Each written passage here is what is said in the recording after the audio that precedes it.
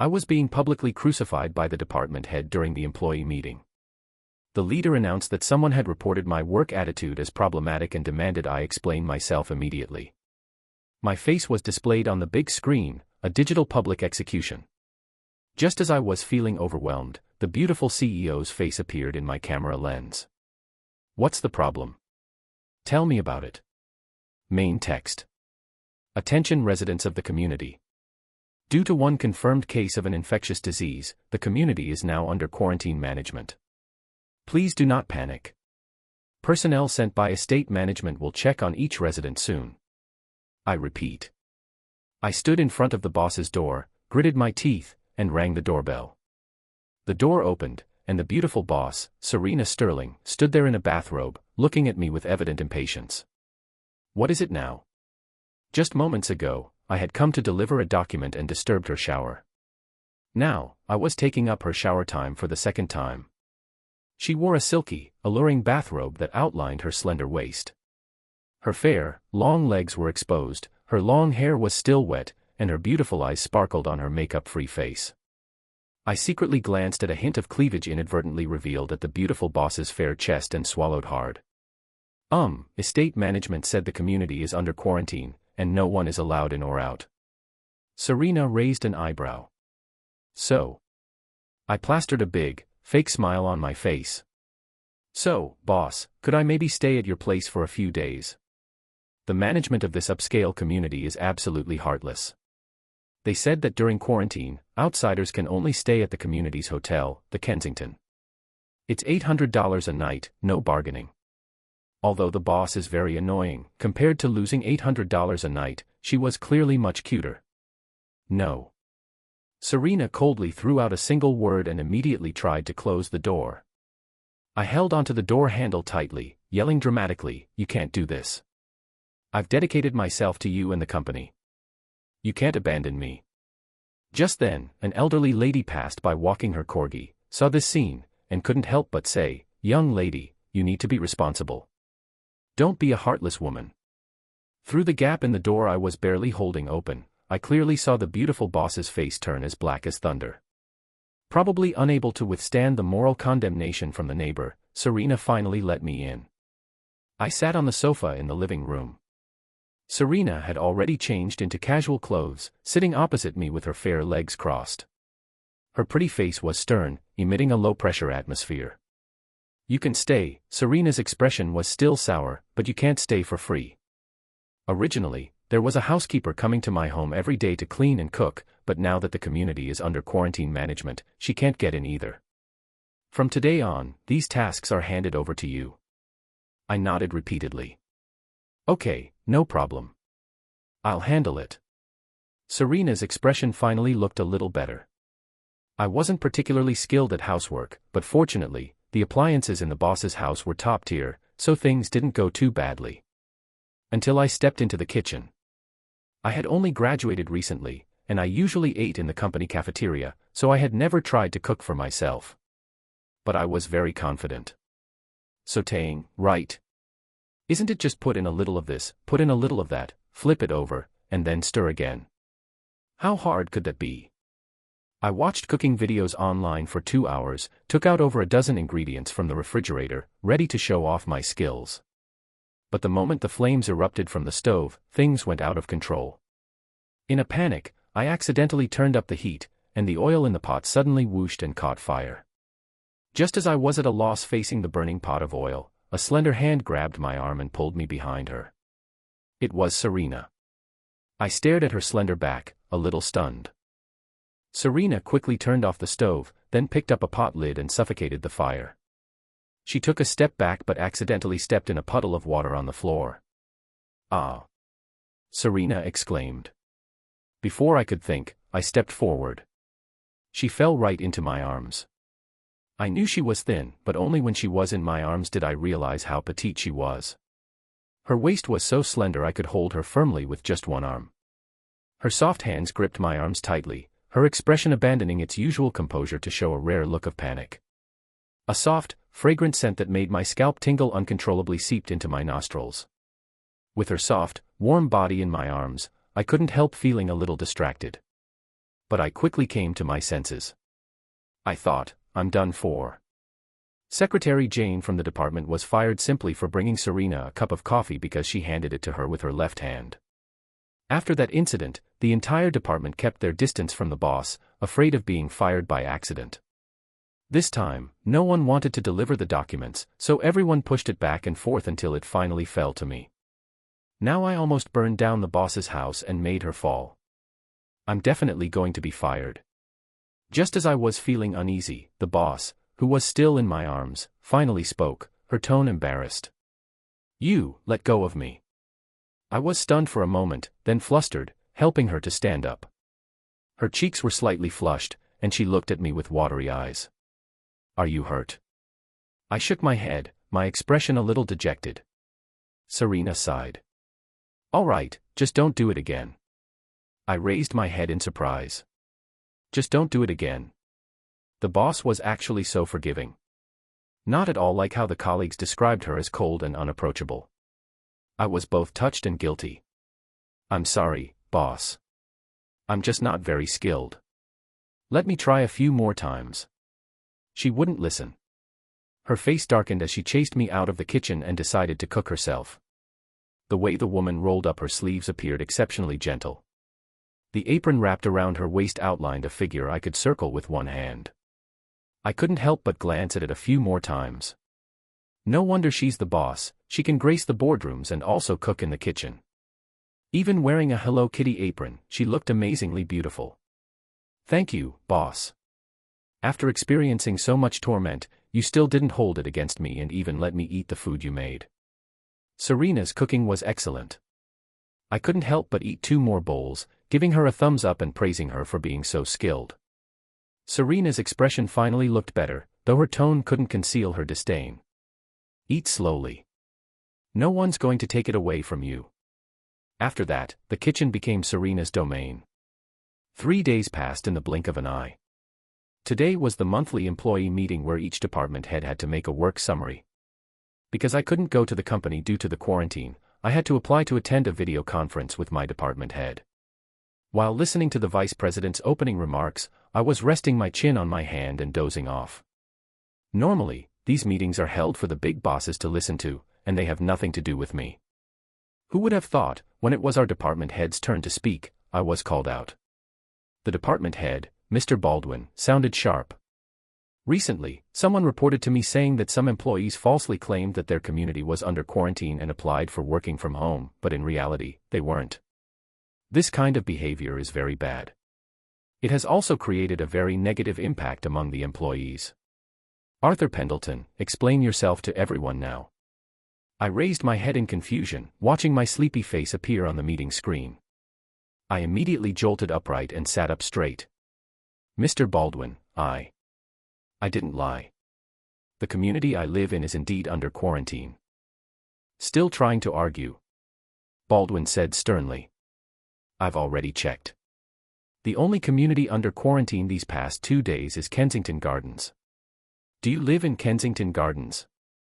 Our CEO lives in Kensington Gardens. Are you the boss's neighbor? I was instantly at a loss for words and somewhat unable to defend myself. I was just a normal office worker, while Kensington Gardens is a famous district for the ultra-rich. If I were Baldwin, I probably wouldn't believe that a low-level minion under me would live in such a high-end community. Baldwin sneered and was about to convict me, but suddenly, he sounded like an old hen that had been choked. Gack. Unable to speak, I was also stunned, blankly staring at the woman who suddenly appeared on my screen.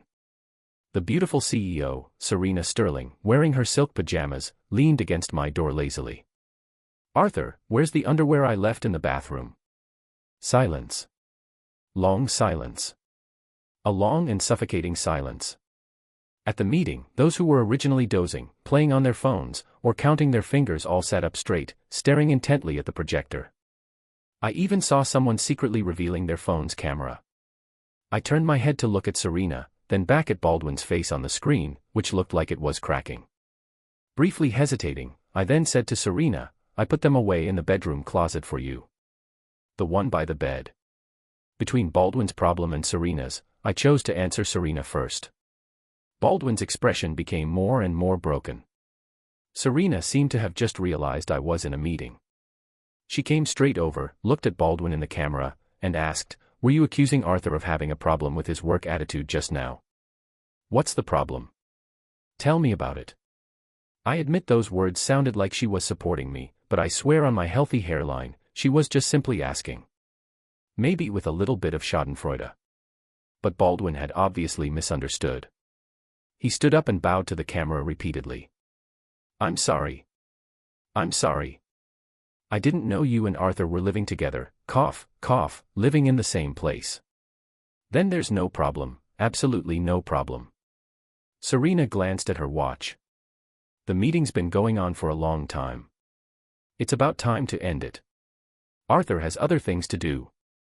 Baldwin didn't dare say a word and hurriedly hung up the video as if looking at me any longer would cause him to explode immediately. The department's casual group chat, however, had become very lively. Employee A: "So Arthur is living with President Sterling. That's too explosive." Employee B: "She even asked about underwear. They must be living together." Employee C: "Didn't you all hear President Sterling say it? He has other things to do. What else could he be busy with at home?" Those who know, know. Employee A: "No, isn't it not too good to talk like this? Arthur is in the group too." Employee B: "He never talks. He definitely muted the group. Clearly, he's living with President Sterling, yet he pretended to have no background before. He never said anything even after being bullied. He's really good at holding it in." Employee C: "I bet Baldy is definitely panicking right now. Definitely. President Sterling was so supportive of Arthur. Maybe Baldy will be fired tomorrow." Employee D: "So satisfying. +1. Baldy is what they call Baldwin in private. Some people were just watching the gossip, while others were being sarcastic. Wayne Sharp: "Can't be that someone actually thinks Arthur is President Sterling's boyfriend, right? Isn't he? But they're living together." Wayne Sharp: "Based on Arthur's character, how could President Sterling ever like him?" Employee B: "Then why is President Sterling speaking up for him?" Wayne Sharp: "Pillow talk. Anyway, there's no way he's her boyfriend. President Sterling wouldn't be interested in him. Maybe some people just took advantage of delivering documents to sneak themselves into the boss's bed." Employee A: "Really? Arthur is actually that kind of person? I never expected it. I thought he was pretty honest normally." Wayne Sharp: "He's just putting on an act. I was his university classmate. His reputation has always been pretty bad. I heard that he was even kept by more than one sugar mama before." Employee C: "You were university classmates. Brother Sharp, didn't you study at an Ivy League university? Is Arthur that well educated?"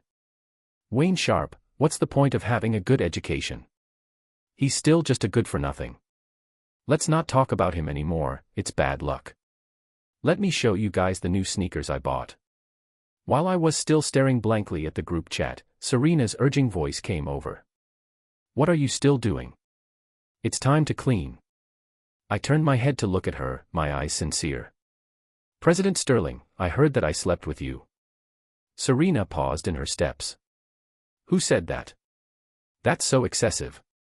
I nodded fiercely. "Yes, they can't insult our pure employer-employee relationship like that." Serena continued, "Why do they think I would ever like you?" I'm sure that in that instant, I saw a trace of genuine confusion in Serena's eyes. I said, "Humiliated, yes, President Sterling, they're insulting your taste. But is there a possibility that you appeared a little too suddenly?" I carefully chose my words. A man and a woman living together, it's indeed easy to be misunderstood. After all, you're fair-skinned, beautiful, moving, a femme fatale. 90% of men in the world would fall at your skirt. Serena's expression twitched, and she looked at me with a hint of caution. "Don't tell me you're coveting me." Serena grew up abroad, and her idiom reserve was clearly not sufficient to support her fully understanding that sentence.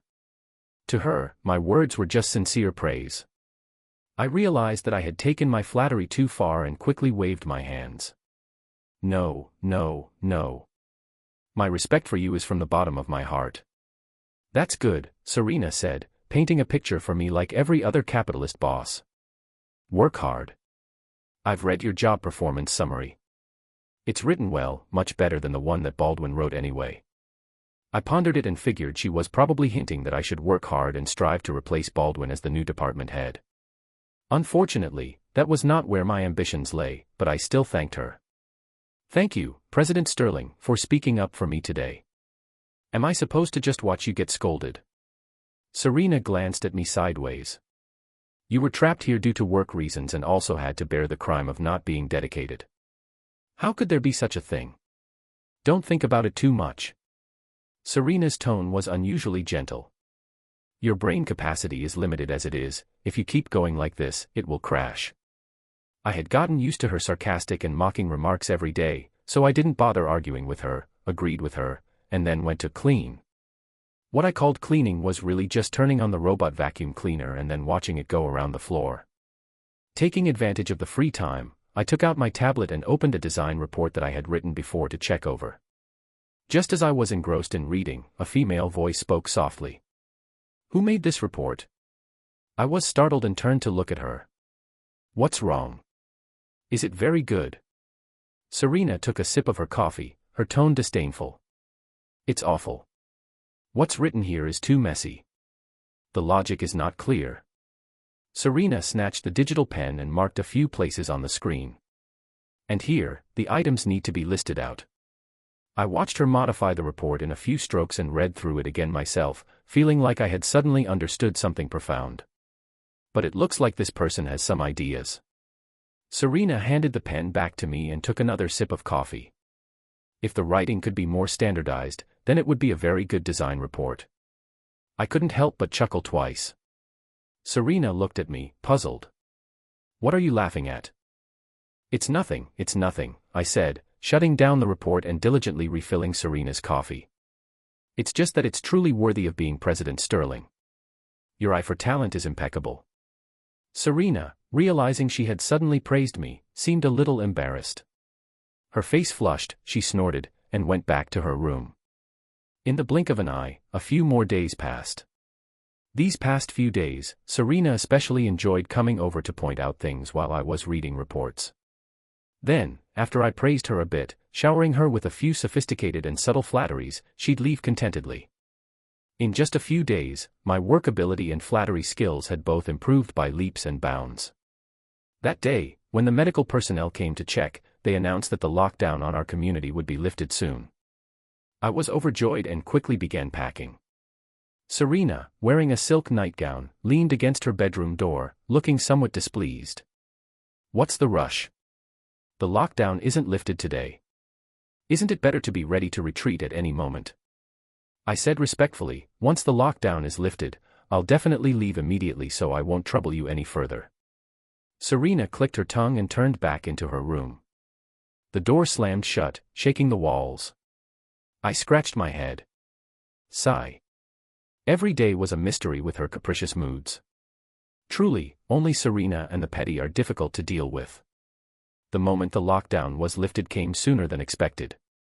Early the next morning, the community loudspeaker repeatedly announced that the lockdown had been lifted and that residents were free to enter and leave the community. I, carrying the Hermes suitcase I borrowed from Serena, happily bid her farewell. Serena's face was even more sour than yesterday. Standing in her bedroom doorway, she watched me huffing and puffing with the suitcase. After holding it in for a long time, she finally blurted out, "I'll give you a ride." I was flattered. "Oh no, no, no. Every minute of yours is worth tens of thousands of dollars. I can't afford it." Serena gave me a disgusted look. "Read less trashy romance novels. I don't make money by selling my time, whether I sleep or not, the number is still the same." 3 minutes later, I silently climbed into Serena's Porsche. After stowing the luggage and getting into the car, she glanced at me in the rearview mirror sitting in the back seat. "Do you think I'm a taxi driver?" I gave a sheepish smile. "Of course not. If any taxi driver had this kind of attitude, I'd complain to the ends of the earth." But unfortunately, she was my boss, so I could only offer an awkward smile and quietly get into the passenger seat. On the way back, Serena seemed to have something on her mind. I waited anxiously, fearing that my subpar performance in the past few days had made Serena consider firing me. However, even as the car entered the neighborhood near my own community, she hadn't said anything. Just as the car was about to enter my community, she suddenly slammed on the brakes, pulling over to the side of the road. Serena turned to me. "Don't you have anything to say?" I was taken aback. I looked at Serena, then at the community gate not far away. Then it dawned on me. "President Sterling, you must have stopped here because you were afraid that driving into the community would take up public resources. You're so thoughtful." Serena's forehead veins throbbed violently. "Nothing else." I scratched my head. Your perfect parallel parking was beautiful." "Serena." She glared at me with her phoenix eyes, looking like she was about to curse. "Are you made of wood? What I mean is, why do you insist on going back?" I was listening attentively to Serena's instructions, but just then, a cacophony of loudspeaker sounds came from outside the car. "Community residents, please note. A suspected infectious case has been found in Unit 4 of Building B in this community. Please do not go out and stay at home to quarantine. I repeat, a suspected infectious case has been found." Serena's voice trailed off. I thought nonsensically that the Kensington community was indeed of a higher standard. The loudspeaker in President Sterling's community sounded much better than this one. After finishing that thought, I finally registered what the announcement was saying. Ignoring the rest of Serena's sentence, I yanked open the car door and rushed towards the entrance of the community. I bumped into the medical personnel who were stringing up the quarantine tape. Comrade, can you let me in?" I looked at the medical personnel sincerely. "Let me go back in quarantine." The medical personnel shook their heads. "Too bad. If you had come 2 minutes earlier, we would have let you in, but it's too late now." A bolt of lightning struck me right on the forehead. Serena, having followed me, asked, "Arthur, why did you run?" I drooped my head, my voice listless. "It's over." "What's over?" I raised my head and looked at her, my gaze unfocused. "My paid vacation is over." Serena massaged her forehead and dragged me back towards the car. "Don't make a fool of yourself here. I'll give you a raise next month." My eyes lit up. "Really? Really? Really?" She pushed me into the car. "Don't act like I won't pay you." I sat back in the car contentedly, watching Serena start the engine and make a U-turn. Her whole movement was smooth and seamless. Then it belatedly occurred to me. "President, where are we going?" "Where else would we go?" "Home." "Whose home?" "Your home is inaccessible, so of course we're going to my home." But what?" Serena turned her head to look at me, raising an eyebrow. "Do you have anywhere else to go?" I racked my brains for a moment. "What if I do?" Serena responded with a nonchalant, "Oh. Is it closer to the company than my place?" I went silent. Serena saw me speechless and said leisurely, "So it's still best to go to my place. It's close to the company, making it convenient to go to work." What Serena was saying seemed to be correct. I drifted off in thought for a while when I suddenly recalled Serena's unfinished sentence after she pulled over. "President Sterling, what were you going to say just now?" "Nothing." "You did. You said that I was like a piece of wood. That you said why I insisted on going back. So, how was it?" "It wasn't like anything." "Oh, if you ask again, I'll deduct your pay." "Okay, President Sterling." "I'm sorry, President Sterling." Serena was very willful and unreasonable, but for the sake of the raise I would be getting next month, I decided not to haggle with her. The lifting of the lockdown in Serena's community meant that both Serena and I had to go back to the daily routine of going to work.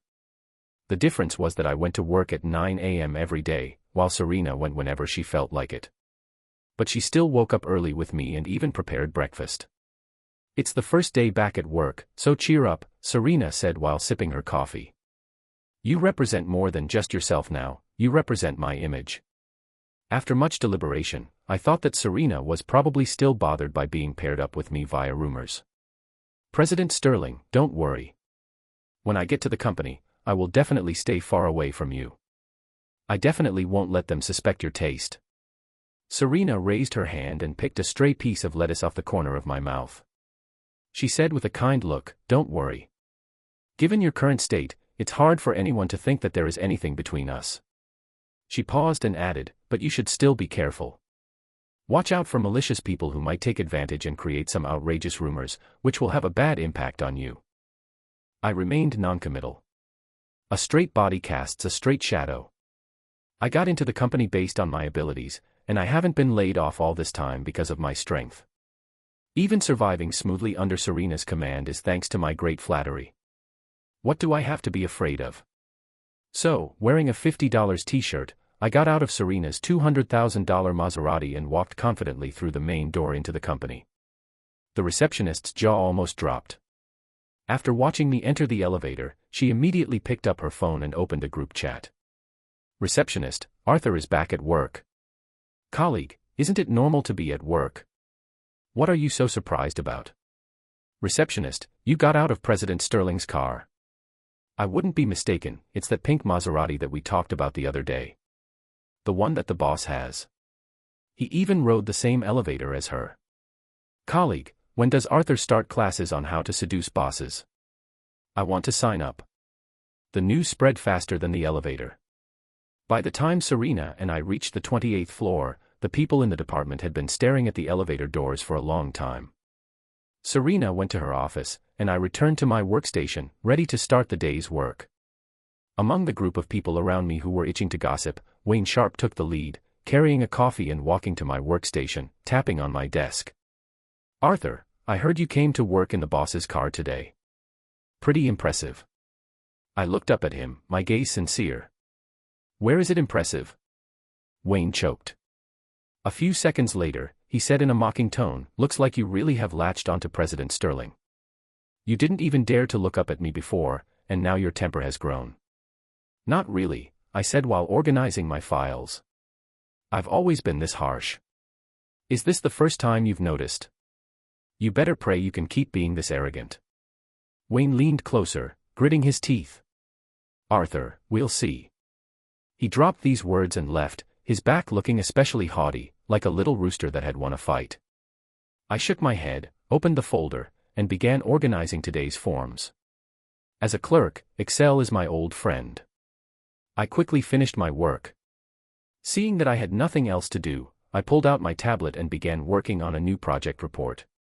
That's right, although I'm just a clerk, I have a dream of being a project manager.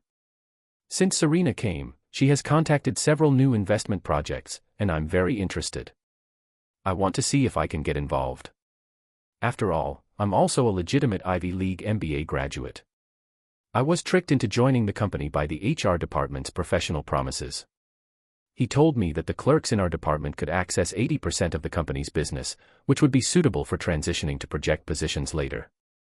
After joining the company, I realized that the 80% referred to the breadth of coverage, but the depth was only about 1%. It's basically knowing the name, that's about it. Thinking of this, I sighed and worked even harder on the report. Halfway through, someone suddenly tapped on my desk. I subconsciously covered my tablet, looking at the person who had come. "Arthur, what are you spacing out for?" Baldwin stood in front of my workstation, his expression somewhat unpleasant. "Didn't you see the email? Why didn't you reply?" I looked at the company system. The email was sent 2 minutes ago. Is he in such a rush to reincarnate he has to come and knock on my desk because I haven't replied in 2 minutes? I internally grumbled, opened the email, and saw that it was a meeting confirmation. It's a meeting for the new Nexus project. President Sterling specifically asked for you to go. Baldwin's unfriendly gaze was almost impossible to contain. The information will be sent to you later. Do a good job. Don't screw it up. After Baldwin left, the colleagues next to me whispered. Nexus project. Isn't that the one that Baldy is following up on? I heard he's wanted to transfer to project management for a long time. He got his project snatched away. Another colleague looked at me with a knowing smile. What's the use of a manager? They still have to make way for people with connections. The two of them chuckled. I was immersed in the anticipation of participating in the project meeting and didn't have time to listen to them gossiping. A soft cough came from behind, and the colleagues' laughter stopped abruptly, replaced by panicked and uneasy greetings. President Sterling. Hello. Serena didn't respond. She stared at the two of them for a while, and when their faces were flushed and extremely embarrassed, she slowly said, "The department manager just told me that some people have poor work attitudes and slack off during work hours, so he asked me to come and inspect them." The two of them apologized repeatedly. "I'm sorry, President Sterling. I was wrong. We won't dare to do it again." Serena watched coldly, but I didn't expect her to mention me in her next sentence. "Also, the reason why Arthur can participate in the project is because he has put in a lot of effort in advance," Serena said. "What about you two? You didn't even meet the basic performance targets for last month. Next time you point fingers at others, look at yourself first. See if you are qualified to do so. Understand?" I almost couldn't help but applaud and cheer for Serena. She's basically my mouthpiece in the workplace. "What are you grinning about? Have you finished organizing the information?" Serena turned her head and looked at me with fake disdain. "The meeting is in a few days. If you don't do the work I gave you, you can pack up and leave with them. Anyone who says I have connections must have a brain full of lard. Where is there a single trace of a person with connections? More like a contract laborer." I silently lowered my head and, along with the two colleagues, acted like a frightened quail. After Serena left, the colleagues who had been scolded breathed a sigh of relief and muttered, "President Sterling is really fierce." I wholeheartedly agreed. Yeah. A colleague hesitated for a moment and whispered, "Is she like this even when you're alone together?" I nodded. He gasped. "How can she be like this?" Another colleague also chimed in. "You guys are like that, and she's still so fierce. That's too much. We're completely innocent." I almost raised my hand to swear. We were just forced to be quarantined together for a few days. Really? The colleague looked at me suspiciously. "But you came together with her today in that sexy pink Maserati." Because my neighborhood was also quarantined, I said expressionlessly while opening the neighborhood group chat notification. "I'm still temporarily staying at President Sterling's place." The two colleagues looked at each other and smacked their thighs. "So that's how it is. You must have had a hard time during this period, right?" The colleague's judgmental gaze turned into sympathy. "You've really worked hard." I almost couldn't help but feel tears welling up in my eyes. It's not hard to serve Serena. Facts have proven that gossiping while slacking off at work is an irresistible instinct for the working class. Before it was even time to get off work, from the head of the personnel department to the company's receptionist, everyone knew the truth about my living together with Serena. No wonder Serena has been yelling less lately. A colleague who had rarely spoken before even chimed in. "Here, have something to drink. You've worked hard." I took the 5th cup of coffee offered to me, taking a sip with a blank expression. During the days of working from home, whenever the company had documents that needed to be revised or urgent information that needed to be processed, it was always me doing it. If she coughed, I would have to bring tea and water. If she knocked on the door, I would have to be on standby with my laptop ready to be dispatched. It was practically 24-hour on-call overtime work. There was no time for peace and quiet. I was just bearing the burden for my colleagues. But it wasn't all bad. At least I had the opportunity to get involved in new projects. I organized the information and began writing the project proposal with first-hand data. The proposal was written incredibly smoothly. For the next 2 days, besides my regular work, I was writing the project proposal. Finally, the day before the meeting, I finished the proposal. I actually knew nothing about the project's progress. I didn't know if Serena had found the person in charge, nor if the project could be negotiated smoothly. But my mentality was optimistic. If Serena hadn't found a suitable person in charge, I would present myself and the proposal. If she had found someone, I would still give the proposal to them, letting them know that I had a heart that yearned for the project. Before the meeting, Serena came to my workstation, specifically waiting for me to go to the meeting room together. I had already prepared the information needed for the meeting, but the printed proposal was nowhere to be found. I distinctly remembered leaving it in the folder on the desk. How could it suddenly be gone? Serena frowned as she watched me rummaging through everything. "What can't you find?" Is there enough time to print it again? It's nothing. It's not that important, I said, suppressing my confusion. Let's talk about it after the meeting. I stopped searching, thinking that at worst I could just print another one later. But in the end, man's plans are no match for the heavens. Although in my mind the proposal would indeed be given to Serena, I never imagined that the proposal would eventually be presented to her in such an unexpected way. The Nexus project meeting was going smoothly. Several department heads gave a simple assessment of the project. Everyone agreed with Serena's project idea, and a few potential partners were chosen. The atmosphere was very harmonious.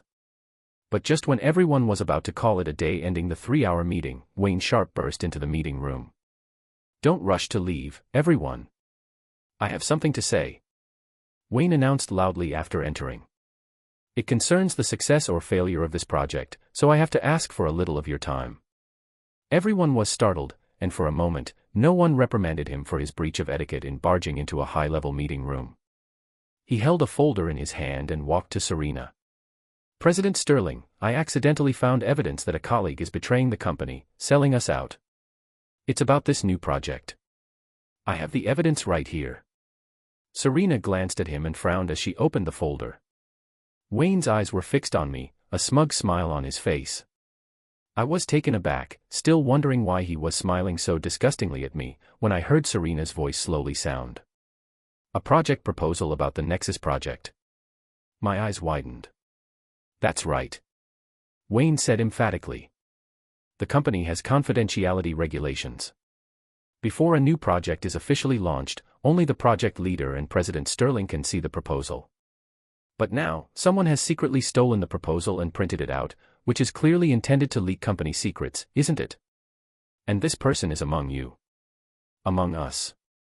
The head of the finance department frowned. "This room is full of managers who handle countless projects. Who would be foolish enough to leak company secrets for a new project?"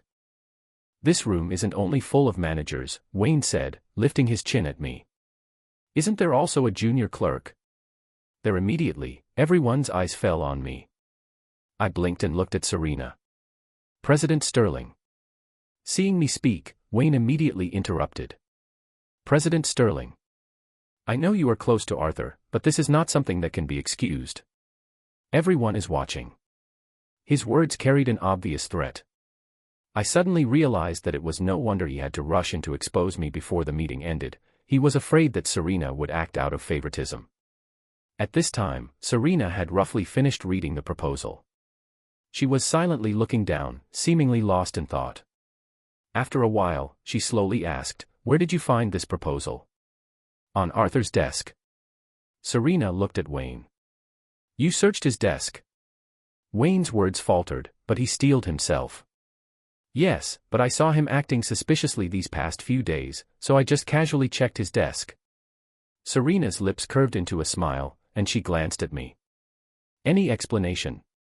Her smile made my scalp tingle. I was thinking about how to open my mouth when I heard Wayne ask loudly, "President Sterling, the evidence is right in front of us. Even if he explains, what good will it do? Is President Sterling just going to let it go lightly? Is this the attitude of a company leader toward a project?" Several managers exchanged glances, their expressions were a little off. One of them cleared his throat. "Mr. Sharp, how can you talk like that? How could President Sterling possibly intentionally protect anyone? Quickly apologize to President Sterling." I looked at that man. It was the manager of the logistics department, a lucky charm stuffed into the company by some shareholder to rake in profits. The tone he used when calling out to Wayne was very natural. Combined with Wayne's arrogance today, I realized that this whole scene wasn't just aimed at me, but even more so at Serena. I was just about to step forward and save Serena from this dire situation when I heard the woman chuckle lightly. "Protect? How could that be? If someone really wants to leak company secrets, I'll be the first to make the decision to kick them out of the company." Wayne's eyes lit up. However, Serena hadn't finished her sentence. "Unfortunately, this proposal is not a company secret," Serena said with a smile that wasn't a smile. "The project has only just begun preparations. A person in charge hasn't even been chosen yet. Where did this proposal come from?" Wayne subconsciously took 2 steps back. No, that's impossible. Then where did this proposal come from? I silently raised my hand. I wrote it. Wayne's face looked like he'd been struck by lightning. Actually, I have to thank you. Serena raised an eyebrow. Although you were neither polite nor disciplined, casually rummaging through colleagues' belongings and barging into the meeting room, you did help me find a suitable project manager. Arthur Pendleton, you'll be the project manager for the Nexus project. Don't drop the ball. The meeting ended. Wayne Sharp was fired. The reason given was that he secretly went through the project participants' files and was suspected of stealing commercial secrets. When it came to pinning labels, Serena was truly skilled. Before I could even sigh at how Wayne had shot himself in the foot, someone knocked on the table. I was focused on goofing off and didn't notice anyone approaching. Arthur. A sweet, soft voice laced with a threat. I jolted, pulled my phone down, and jumped up from my seat. President Sterling. Serena, wearing a tight-fitting suit jacket and pencil skirt, leaned against my desk, holding her phone as if she had just finished a call. Come with me.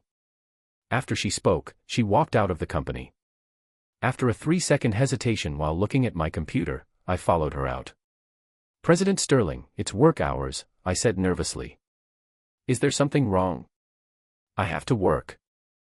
3 black lines appeared on Serena's face. Of course there is.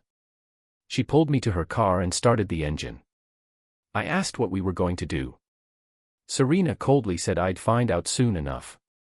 Serena's expression wasn't good, so I shut my mouth, afraid of saying something wrong and getting my salary docked. The car stopped at the biggest mall nearby. Serena dragged me into a suit store. She haphazardly grabbed more than a dozen sets of clothes and threw them at me. Pick the one that fits best and put it on. I saw the price tags and jolted, quickly catching the clothes feeling pitiful, small, and helpless. President Sterling, you're not going to sell me off, are you? Serena's mouth twitched. She said with disdain, what nonsense are you thinking about again? There's a gala tonight. You're coming with me. I was silent for a moment.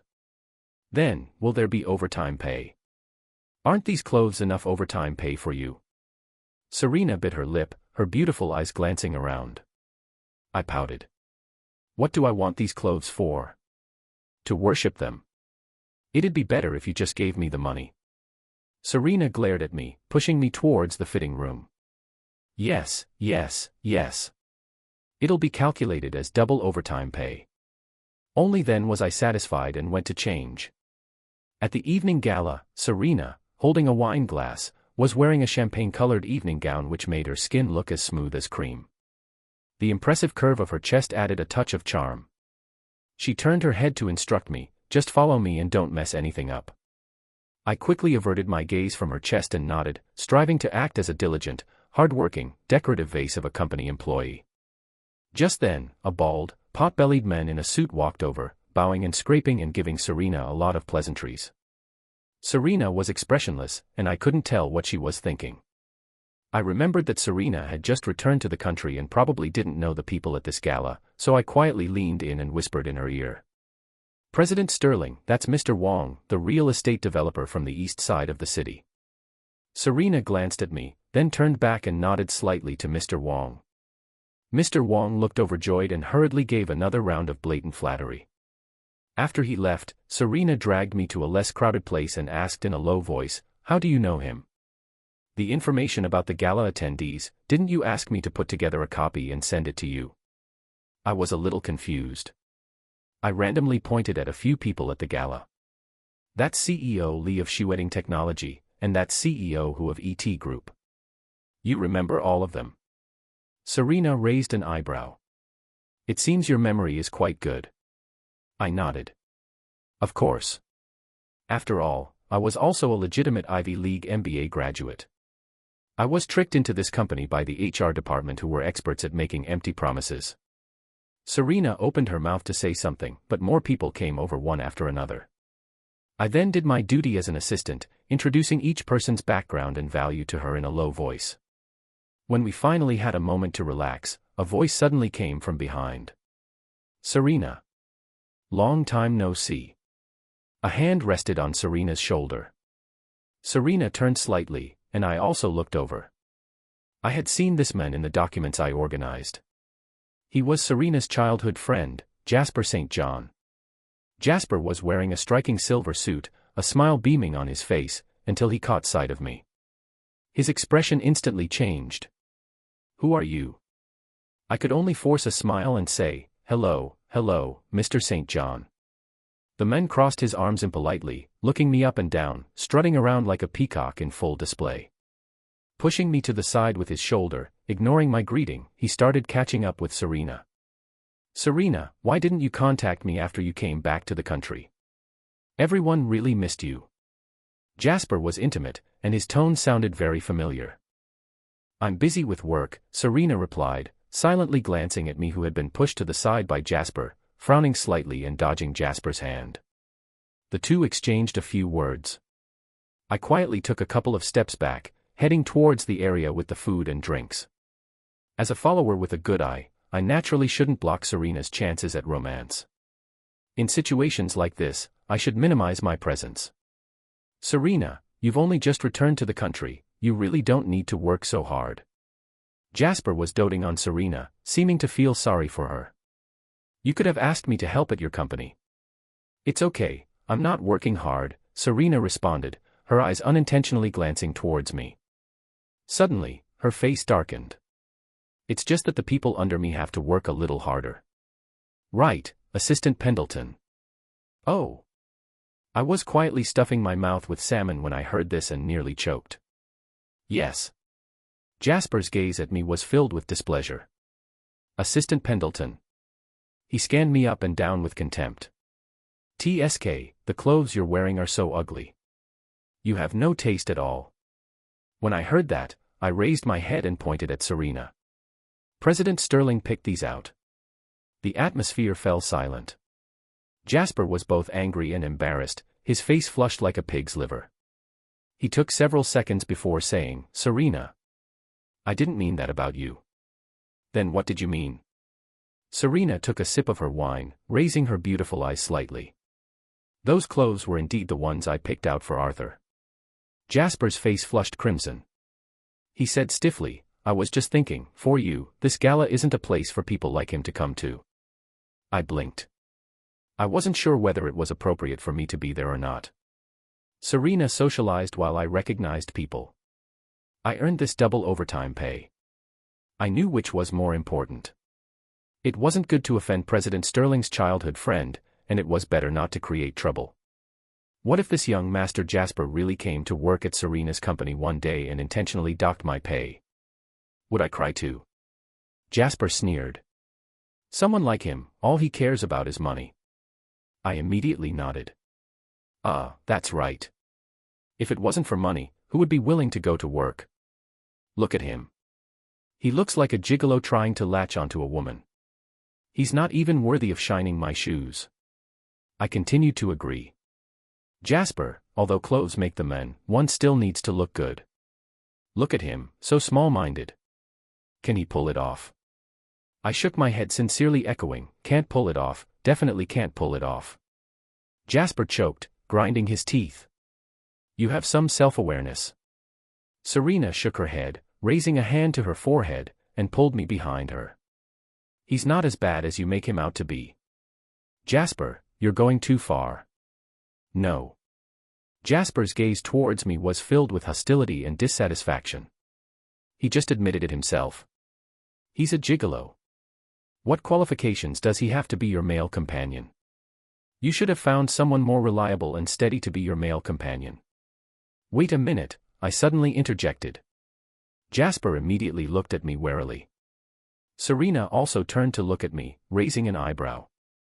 Finding a more suitable male companion meant that the original male companion was no longer needed. She didn't need me anymore? I straightened up. Wouldn't that mean I could get off work? My eyes lit up.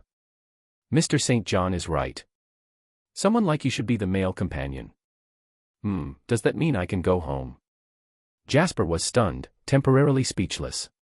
He had indeed intended to imply that Serena should choose him as her male companion, but he had never expected that I, the current male companion, would take the initiative for him. Serena's face turned cold. Don't even think about it. She lowered her voice, gritting her teeth at me.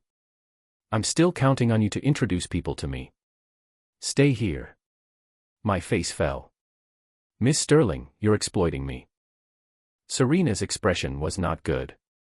Her slender fingers clutching my arm, she also had no intention of continuing to argue with Jasper. So she widened the distance between herself and Jasper, which was never close to begin with, and said calmly, if there's nothing else, I need to discuss work. I'll find time to visit Grandpa St. John another day. Jasper was a bit confused by my actions. He seemed to finally realize that I, this assistant, was actually no threat at all and that my relationship with Serena was not what he thought it was. I really was just there to discuss work. Jasper hesitated for a moment, then gave me a cold snort behind Serena's back and left with his wine glass. Watching his retreating back, I felt a little uneasy.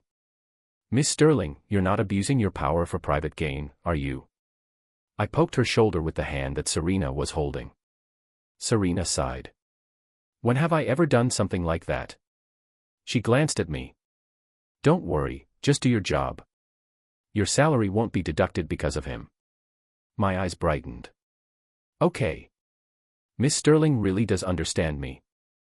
Serena's expression was still not good, probably because she remembered that I was focused on going home and wanted to abandon her. She gritted her teeth. Also, if I don't say you can leave, don't keep thinking about going home. Evil capitalist. I muttered in my heart, but thinking about the double overtime pay, I obediently said, okay, all right. Arthur, Serena suddenly said as if she remembered something. Yes, Miss Sterling. I habitually responded in a sycophantic tone. Remember to clear your workstation and move your stuff out tomorrow. Okay. Ah. My face changed from eagerness to shock as if a thunderbolt had struck me. Miss Sterling, you can't do this. I was born a company person and I'll die a company ghost. Miss Sterling, please don't fire me. Even if you fire me, my salary for this month has to be paid. No wrongful dismissal. You have to give me 2N+1. Serena's face was covered in black lines, grabbing my wrist. Do you really want to be fired by me? I was stunned. Then what does Miss Sterling mean? Clean up your workstation and move to the office next to mine tomorrow. Serena's face was cold. You are promoted to my special assistant now. Do your job properly and you won't be shortchanged. Understand? Promotion. I subconsciously asked. Does that mean a raise? Yes. Serena seemed to have grasped my weakness. She opened the car door and shoved me into the passenger seat. Tomorrow ask HR for the position table. I'll fill in the salary section for you. Closing the car door, I heard the car start. I suddenly slapped my head. Wait, that's not right. Miss Sterling, aren't you still supposed to have me introduce you to the bosses? Why are we leaving? I don't need to, Serena said looking straight ahead, her tone a little unnatural. Then why didn't you let me go home early just now? Isn't it convenient to leave together? Serena looked at me through gritted teeth, a hint of resentment in her voice. Did you expect me to face everyone alone? Oh, that's true. I scratched my head. It seemed to make sense. On the other side, Jasper St. John returned home from the reception in a flurry. The more he thought about it, the more something felt off. Serena had always attended receptions alone when she was abroad, never with a male companion. Even work-related appearances didn't require one. Even when they had a good relationship before she left the country, she had never brought him as a male companion. Even though he was just a small assistant, and even though it was just for work, Jasper still felt inexplicably imbalanced. No, he had to investigate. He swiped his phone, intending to send someone to look into it. Just then, a text message chimed on his phone. Jasper opened it reflexively. His fingers suddenly paused on the screen. He then zoomed into the photo, then zoomed in again until he could see the face clearly. The person in the picture was clearly Serena and that assistant Arthur. Serena was holding that assistant's hand and, maybe it was the angle or something, they were standing extremely close. This photo must have been taken secretly. The position of the photo was tricky, the lighting was poor. It was clear that the person taking the photo was hiding in a very inconspicuous place. The caption read, "The world is going to the dogs. Someone is actually using work as an excuse to seduce Miss Sterling." The tone was familiar, like a friend, as if they were complaining to a friend and accidentally sent it to him. Who complains to their friend using a text message and does so using a strange account? Jasper simultaneously despised the sender as an idiot while looking at the photo, his heart burning with anger. He pretended to be so innocent. He was definitely a scheming gigolo. He had tricked him. Thinking about how that pathetic assistant had feigned pleasing him at the reception, Jasper's lungs felt like they were about to explode. How dare he covet his Serena? No, he had to teach that assistant a lesson. The next day, I returned to my workstation. Instead of immediately moving, I decided to finish the table I hadn't completed yesterday. "Hey, Arthur." I looked up and saw an unexpected person. It was Henry Leach, one of Wayne Sharp's former lackeys. When Wayne was around, he followed him around every day, a complete freeloader who was good for nothing other than brown-nosing. Ever since Wayne was fired, he had been like a quail, shrinking into his workstation and hadn't been seen much. But today, Henry Leach walked over as if he possessed some earth-shattering secret, his expression particularly smug. "You're finished." I glanced at him. "What?" "Your boss is gone and you can still be ordered around." Henry choked. He snorted coldly and then, as if thinking of something, the corners of his mouth curled up. "Arthur, your good days are coming to an end." I looked at him in surprise, about to ask how he had come to that conclusion, when Baldwin walked over with a cold face and tapped my desk. "Stop chatting. Quick, clear out your space and leave." Baldwin's face was very unpleasant, as if surprised and also faintly displeased. Henry Leach's eyes widened. He had only sent the secretly taken photos to Jasper last night. Arthur was fired so quickly. Was Jasper that efficient? Yesterday he had followed Arthur and the boss, not really intending to do anything, just to make Arthur uncomfortable, but he had actually found an opportunity to secretly take photos of the two. Although they weren't hugging or kissing, from his position, they were very close, their posture ambiguous. Henry's gaze was full of schadenfreude. Under Baldwin's menacing gaze, I slowly stood up from my seat, tidying up my things. "Oh, so you were fired. See what I said?" Henry covered his mouth, his tone gloating. "Sorry, Arthur, I've always had a bad mouth." "Not at all. Please don't talk about yourself like that," I said. "A dog can't grow a donkey's mouth and a bad mouth is the same. You'll probably be disappointed." "You." Henry's face darkened at the insult. "What are you doing here?" Baldwin glared at Henry, then turned to me. "Hurry up, pack your things and go fill out the transfer form. Don't keep President Sterling waiting." Baldwin looked at me with ill intent. After speaking, he left. "Transfer." Henry was stunned. At this moment, a colleague next to him said, "Didn't you know? Arthur has been transferred.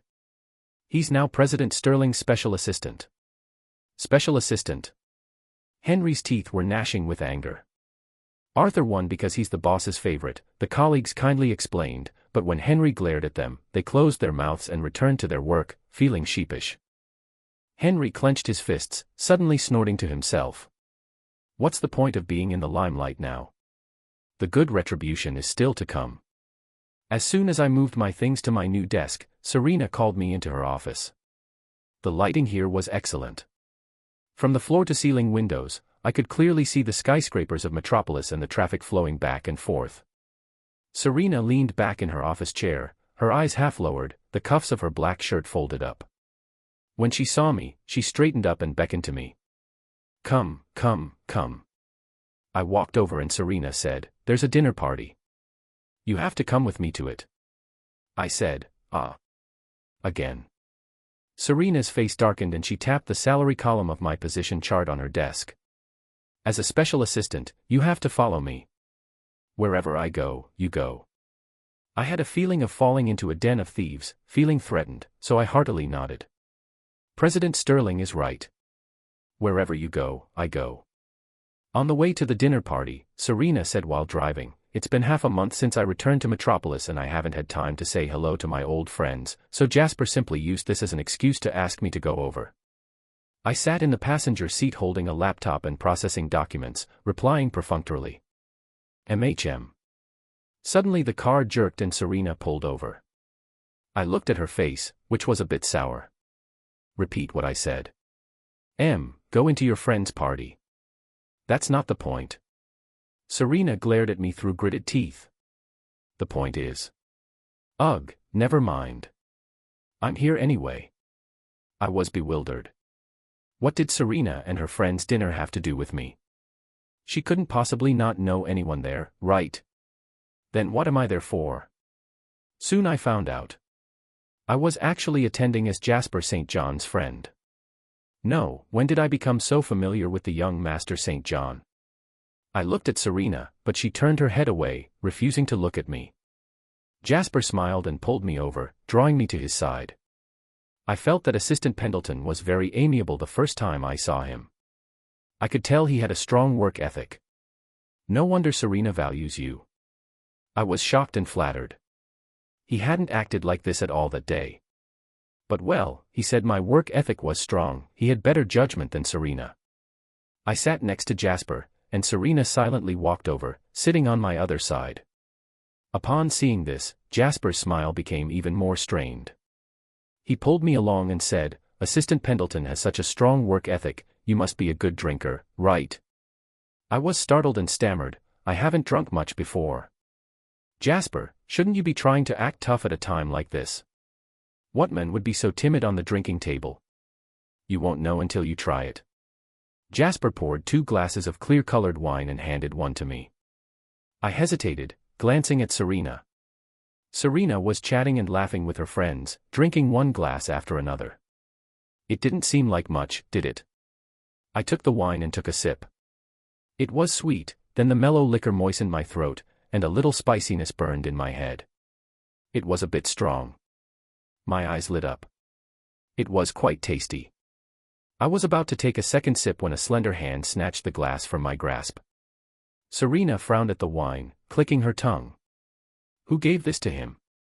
This wine is too strong. I quickly snatched the glass back and downed it in one gulp. Where's it strong? This is clearly fruit wine. Jasper also chimed in. Yes, what's there to be afraid of a man drinking a few glasses? Serena looked disapproving. He's not used to drinking at these parties. If he starts with this kind of wine, even the most seasoned drinkers will be unable to handle it. He's here to work overtime today. If he gets drunk, am I supposed to take care of him? I held the newly refilled glass of wine, thinking that what President Sterling said was right, but still a little greedy for the aroma of the wine. You can't say that. If Assistant Pendleton doesn't drink, wouldn't all this wine have to go to Serena? Jasper tried to smooth things over.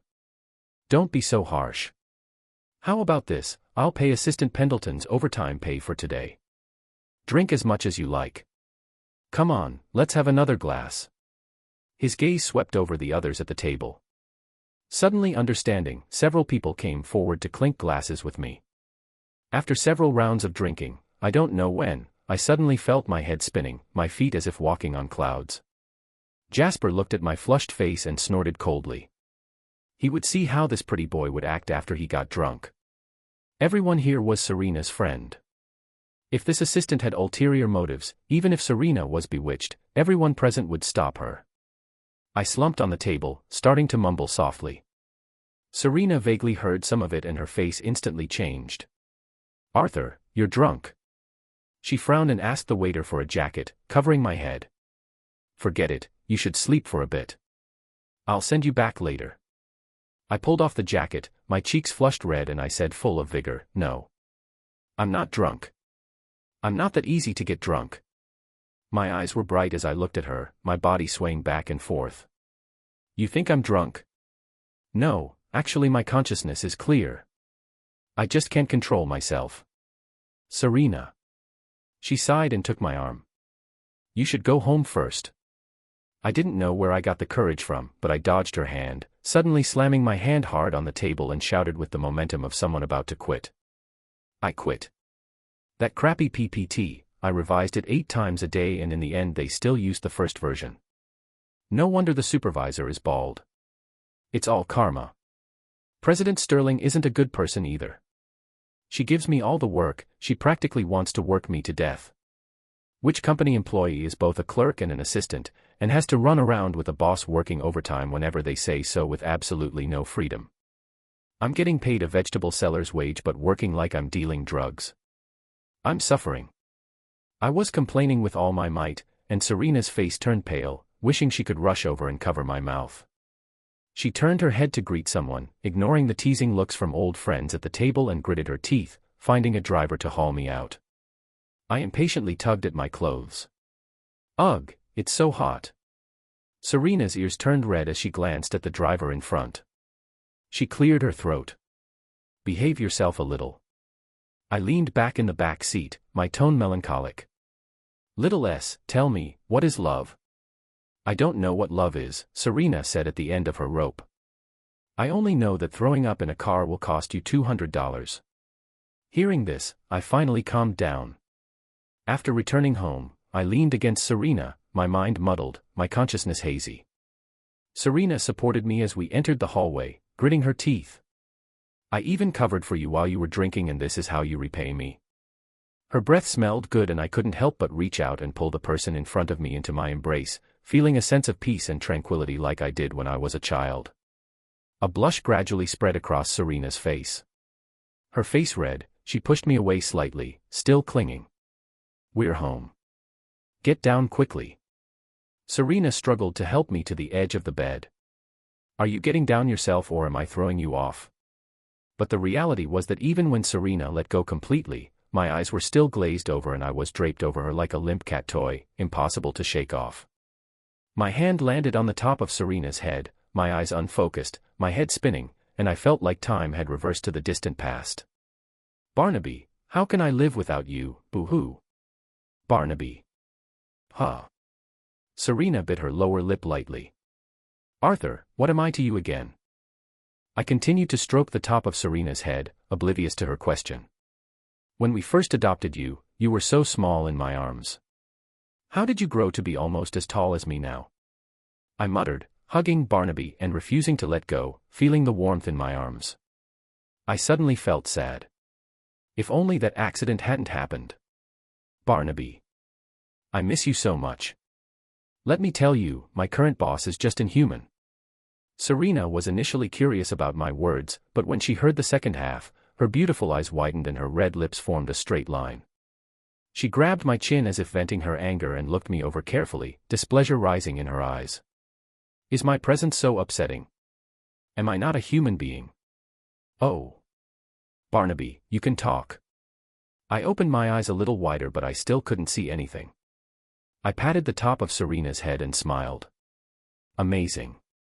The black-heart boss not only makes me work overtime but also exploits her employees, dumping a dozen documents for me to organize. I have to be available even after work. I even had a drink with her today. She also said my report was badly written, sigh. I hugged Barnaby and complained. She's so temperamental, it's too hard to please her. Serena remained silent, staring at my hazy face, and poked my Adam's apple twice with her finger, feeling a little resentful and frustrated. But, my boss is actually not bad. Her finger paused. Although she makes me work overtime, she's willing to pay overtime. And while she gives me so many documents, she doesn't set a deadline. She can point out the flaws in my report in just a few words. She's really amazing. No wonder she's a second-generation business heir, and she's so good-looking, with a face as small as a palm, so cute and lovable. The speed of my words slowed down almost like I was spitting out each word. Though hard to please, she's not hard to get along with, Serena's gaze was erratic, and after a long while, she let out a helpless chuckle. Like a ship at sea feeling the harbor of refuge, my eyes turned red and I blurted out, Mom. Her hand froze, and Serena's mouth twitched as she looked at her own hand. She was really going crazy. Warm sunlight fell on my face and I shook my groggy head, instinctively wanting to stretch, but there was a strange sensation on my arm. When I looked down, I froze. A pretty face was pressed against my arm. The woman was still wearing the little strappy dress from last night's party, but the clothes were so wrinkled and from my angle I could see a hazy patch of warm white. My nose tingled and my thighs shifted uncomfortably, and a million thoughts flashed through my mind. Who am I? Where am I? What am I doing? Why is my beautiful CEO sleeping on my arm? Even though she is soft and warm and cute, she's my boss and our company doesn't allow office romances. Serena's eyebrows twitched slightly as if displeased that I was disturbing her sleep. I froze on the spot, afraid of waking her up. In this situation, even if I had 10 mouths I couldn't explain myself. 36 strategies, running away is the best option. I carefully reached out, supporting Serena's head and then tried to pull my arm out. Unexpectedly, Serena, who was still asleep, was annoyed by my movement, dodged my hand and burrowed right into my chest. The soft and warm touch on my arm moved to my chest and the woman's small hand wrapped around my waist, and I shuddered, my mind blank for a moment. The woman's soft mutterings pulled me back from my daze. So sleepy. Aries, don't make noise. Aries. What is that? Sounds like a name. I used the last of my sanity to recall the events of last night. I haven't drunk much before and I didn't know my limits, which is why I drank so fast. The only thing I remember is that I got a little dizzy and then Jasper came to toast me. What did he say? And what did I say back? What was it? I can't remember anything, but seeing as I'm still alive and lying in my boss's house, I probably didn't do anything wrong. Otherwise, with Serena's personality, I would definitely be sleeping on the streets, not in her bed. Maybe while drunk I even helped her land a big deal, I thought optimistically. Then the name she had just muttered came to mind. It sounded like a boy's name, and combining it with her years of studying abroad, I guessed that it was probably one of her ex-boyfriends, or even more outrageous, her current boyfriend in a long-distance relationship. Though rumors said Serena was an aloof and detached ice queen, who could say for sure? Besides, Serena's tone was so natural and affectionate, completely unlike how she usually called me, either with disdain or impatience. TSK, it really is true that comparing people to others is infuriating. A slight sourness pricked my heart, but I quickly sobered up. You get what you pay for. Whether the boss had a boyfriend or how many exes she had was obviously none of my concern as a salaried employee. Just as I thought this, Serena showed signs of waking up and I instinctively closed my eyes and pretended to be asleep. When you have to be a coward, you have to be a coward. Before figuring out the situation, a little evasion was also the right thing to do. I felt Serena stiffen in my arms for a long time, as if she was dazed for a moment before she straightened up and quickly left the bedroom. Before I could even breathe a sigh of relief, a wet towel smacked onto my face with a thwack, accompanied by an ouch. Me. I pretended to have just woken up and raised my head in confusion. Serena was frantically trying to get the towel off my face. I just wanted to wipe your face, Serena said, holding the towel with shifty eyes. It wasn't on purpose. I rubbed my face coolly. Well, that's appreciated. You usually use warm water to wipe your face, Serena. Ah. You have to use warm water. Apart from cooking, Serena really was still a clueless person with zero life skills. It was impossible to expect her to take care of others. Thankfully, with this commotion, we both tacitly skipped over what happened last night. But life is full of surprises. On the way to the company, Serena received a phone call. The person on the other end seemed to have said something that clearly excited Serena. What did you say? Aries is back in the country. The familiar Aries now made my ears perk up. Why didn't you tell me sooner? Of course I miss him. I definitely miss him. If you had told me earlier I would have gone to the airport to pick him up. I'm not home, tell him to come directly to the company. Okay, that's it. I sat up straight, pretending that I hadn't heard anything but couldn't help but mutter inwardly. This morning she was snuggling in my arms, then tried to wipe my face when she woke up, and now she's this excited because of another man. Women. I felt a pang of sourness deep in my heart. Work is still the best. Earning money is my eternal and reliable support. When I arrived at the company, I went straight to my workstation without looking back, but Serena stopped me. Her expression was unusually flustered as she said, I've already scolded them about the drinking party last night. I won't associate with those people in the future.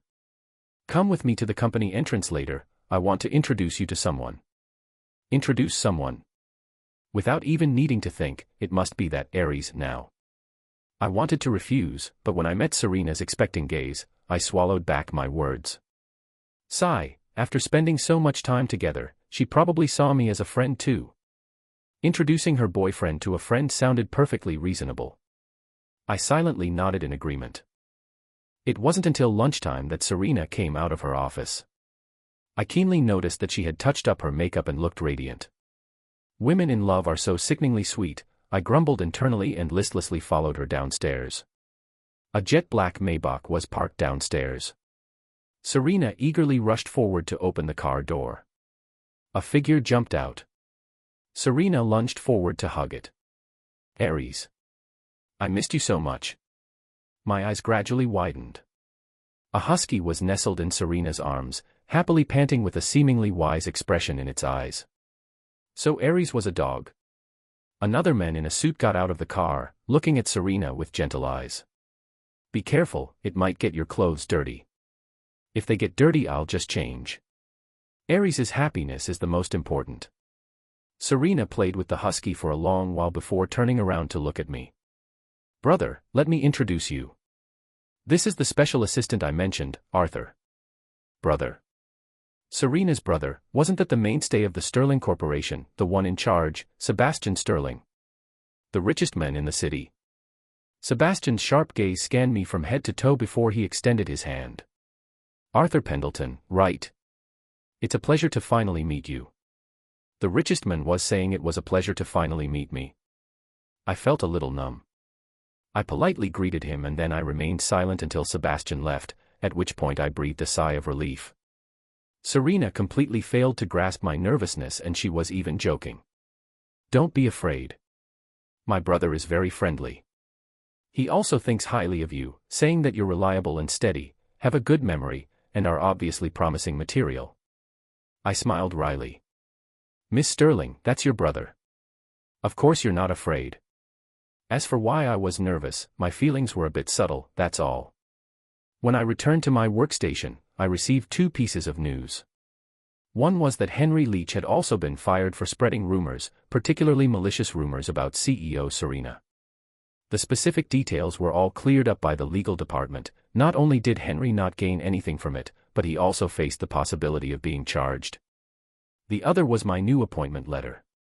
The previous project had progressed smoothly, and the company's leadership had decided to officially transfer me to the project team to formally start assembling a team and prepare to start a new project.